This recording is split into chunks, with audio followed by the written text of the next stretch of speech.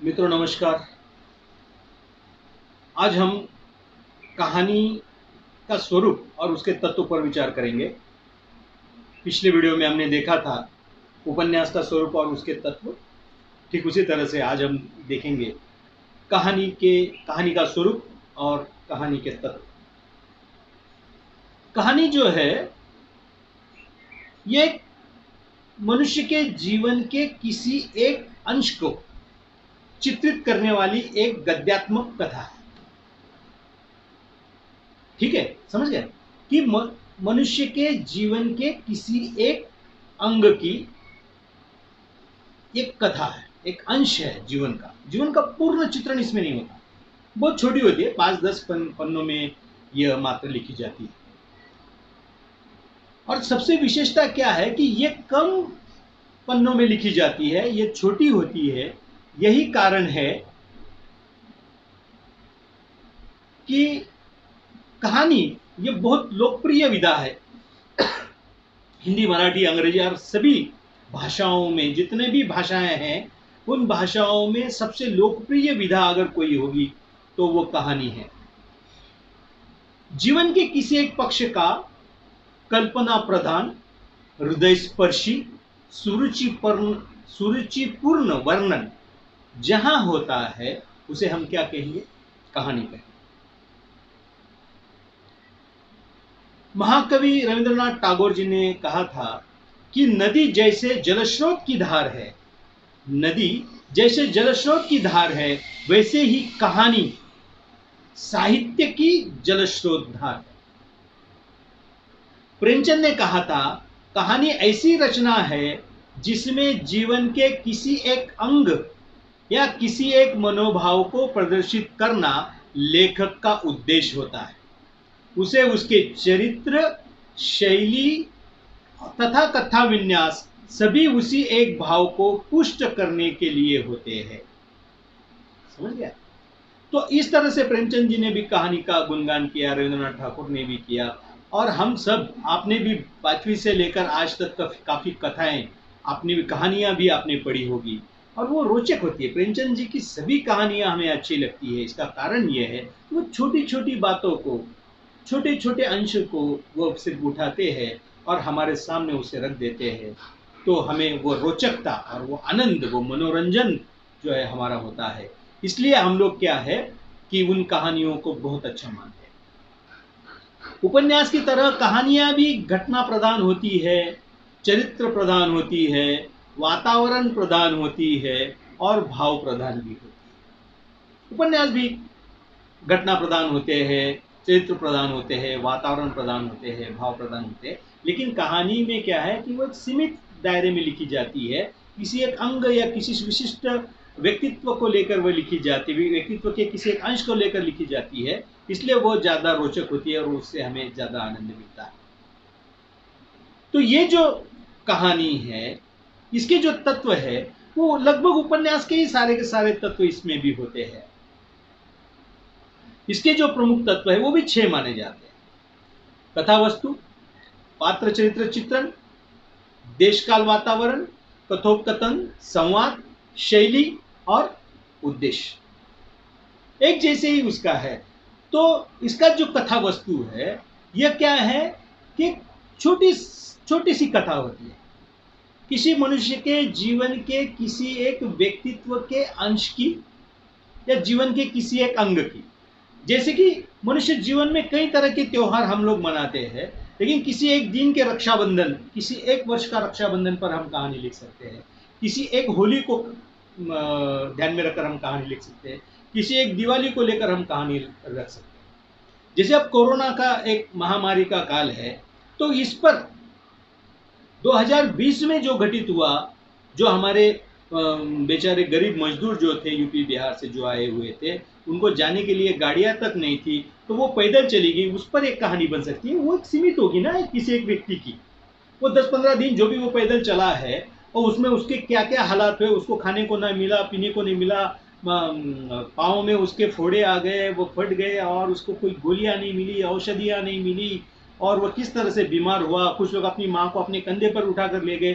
तो ये कहानियां बन सकती है एक एक विशिष्ट, वो उस व्यक्ति के जीवन की कथा नहीं, वो एक कथा है। या किसी एक डॉक्टर की जिसने पेशेंट के लिए क्या क्या किया, या किसी एक नर्स की जिसने अपने पेशेंट के लिए क्या किया, या किसी एक ऐसे समाज सेवक की जिसने कितना बड़ा कार्य उस काल में किया, किसी को रोजी रोटी दी, किसी को पानी दिया, किसी को औषध दी, किसी क्या। इस तरह से कई कहानियां एक जीवन के किसी एक अंश को लेकर लिखी जाती है। और कथा वस्तु जो है, उस कथा वस्तु की विशेषता ये होनी चाहिए कि वो भी रोचक होनी चाहिए, स्वाभाविक होनी चाहिए, और उसमें गतिशीलता होनी चाहिए। यही जो उपन्यास की विशेषता है, वो सारी की सारी विशेषताएं यहाँ पर आपको कहानी में भी देखने को मिलेगी। फिर दूसरा, पात्र चरित्र चित्रण। कहानी बहुत सीमित क्षेत्र में लिखी जाती है, सीमित शब्दों में और सीमित पन्नों में लिखी जाती है, और किसी व्यक्ति के एक स्वभाव के किसी एक गुण को लेकर या जीवन के किसी एक अंश को लेकर लिखी जाती है। इसलिए उसमें बहुत सारे पात्र चरित्र चित्रण नहीं होते। उसमें नायक के पात्र चरित्र का विकास करने वाले एक दो पात्र हो सकते हैं जो उसके पात्र को, चरित्र को उभार दे। तो इस तरह से पात्र चरित्र चित्रण होता है। फिर है हमारा कथोपकथन, संवाद। उपन्यास के संवाद थोड़े बहुत लंबे हो सकते हैं, लेकिन कहानी के संवाद जो है बहुत छोटे छोटे होने चाहिए। वो छोटे छोटे और रोचक हो, मनोरंजनात्मक हो, आनंद देने वाले हो। ऐसे छोटे छोटे जो संवाद होते हैं, उससे कहानी जो है वो अधिक लोकप्रिय होती है, उसकी विषय में उसकी रोचकता बढ़ती है, और लोगों को कहानियाँ इसलिए बहुत ज़्यादा पसंद है। फिर चौथा तत्व है देश काल वातावरण। बिल्कुल उसी तरह से जिस देश में, जिस काल में, जिस वातावरण में ये कहानी लिखी जा रही है, उसी तरह से सारा चित्रण होना चाहिए। उस नायक नायिका के कपड़े लत्ते भी उसी तरह से होने चाहिए। हिमालय का चित्रण कर रहे हैं और फटे हाल आप किसी नायक नायिका को नहीं दिखा सकते, क्योंकि वहाँ का गरीब से गरीब व्यक्ति भी पूरे कपड़े पहन कर ही जाता है। हाँ, अगर वो महाराष्ट्र का चित्रण हो, बिहार का चित्रण हो, यूपी का चित्रण हो, या दक्षिण भारत के किसी राज्य का चित्रण हो, तो ठीक है, आप फटे हाल किसी किसान को दिखा सकते हैं। लेकिन पंजाब के किसान को इस तरह से फटे हाल आप नहीं दिखा सकते हैं, क्योंकि वहाँ पर संपन्न ऐसी खेती है, वहाँ पर बारिश भी बहुत होती है, वहाँ पर नदियाँ भी काफ़ी है, वहाँ पर पानी भी काफ़ी है, खेती के लिए बहुत सारा पानी उपलब्ध है।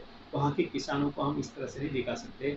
हमारे विदर्भ के किसान को हम फटेहाल जरूर दिखा सकते हैं।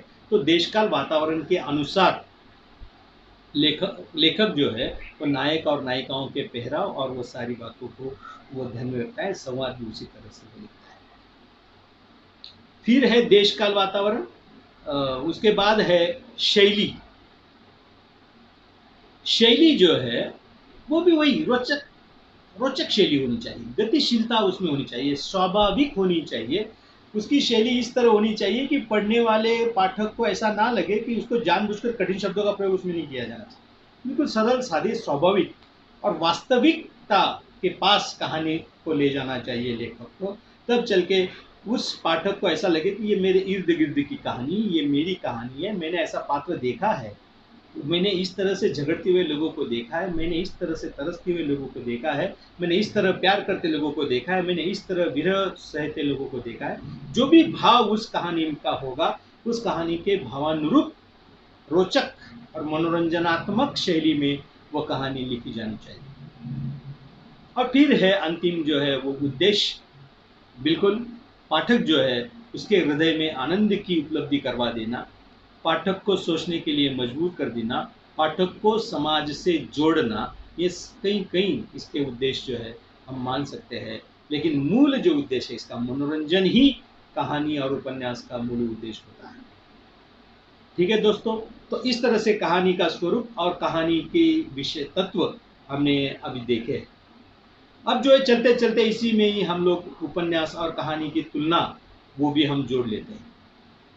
उपन्यास और कहानी का तुलनात्मक अध्ययन करते हुए हमें ये देखने को बिल्कुल सीधे सीधे ये आपको समझ में आ जाएगा कि उपन्यास क्या है। एक बड़ी कथा है, मनुष्य के एक जीवन के चरित्र का विस्तृत वर्णन जहाँ पर है वो उपन्यास है। मनुष्य के जीवन के किसी एक अंश का चित्रण है वो कहानी। उपन्यास ये दीर्घ कथा है, तो कहानी ये छोटी कथा है। उपन्यास में कई पात्र चरित्र चित्रण हैं, कई पात्रों का चित्रण जो है वो चरित्र चित्रण उनको करना पड़ता है। नायक है, सहनायक है, नायिका है, सहनायिका है, खलनायक भी उसमें हो सकता है। कहानी का ऐसा नहीं है, कहानी में इतने सारे पात्रों की भरमार नहीं होती है, एक दो चार पात्रों के माध्यम से या एक पात्र के माध्यम से भी कहानी जो है वो चल जाती है।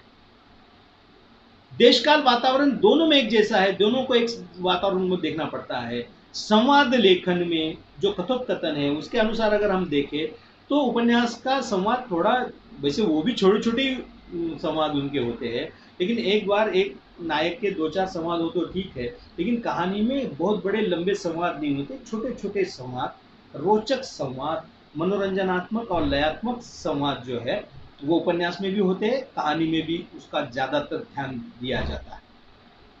देशकाल वातावरण दोनों का एक जैसा ही है, देशकाल वातावरण के अनुरूप ही कहानी भी लिखी जाती है और उपन्यास भी लिखा जाता है। शैली, दोनों की शैली एक जैसी है, दोनों को रोचकता ही निर्माण करेंगे तभी लोग पढ़ेंगे। रोचकता अगर कहानी में नहीं है तो 4 पन्ने भाई पढ़ लो, ऐसे ऐसे कोई कहानी नहीं पढ़ता, तो उसमें भी रोचकता होनी चाहिए। उपन्यास में भी रोचकता, स्वाभाविकता और वास्तविकता का ध्यान जो है, या कल्पना कल्पना का भी, अगर वो काल्पनिक कहानी है या काल्पनिक उपन्यास है, फिर भी उसमें जो है उन बिंब विधानों का, प्रतीकों का एक बढ़िया सम्मिश्रण करके लेखक को लिखना पड़ता है। उसकी लयबद्धता और उसकी क्या कहते हैं, उसकी उसकी मनोरंजकता और उसकी रोचकता में कोई बाधा निर्माण करे बगैर उसको लिखना पड़ता है, तभी चलकर उपन्यास और कहानी जो है वो सफल होते हैं।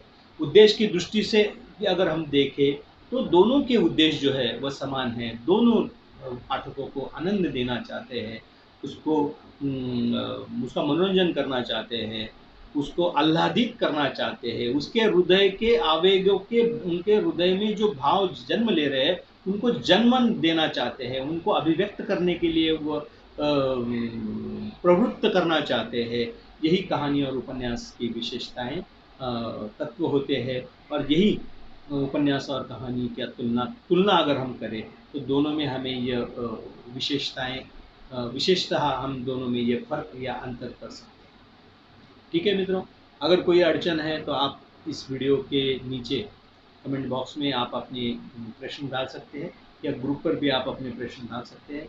मैं आपको अगले वीडियो में उनका आपका जो प्रश्नों का जो संदेह होंगे उन संदेहों का निराकरण करूँगा और उनके उत्तर दूँगा। ठीक है, आगे चलकर हम आगे दूसरे टॉपिक पर कल बात करें। धन्यवाद।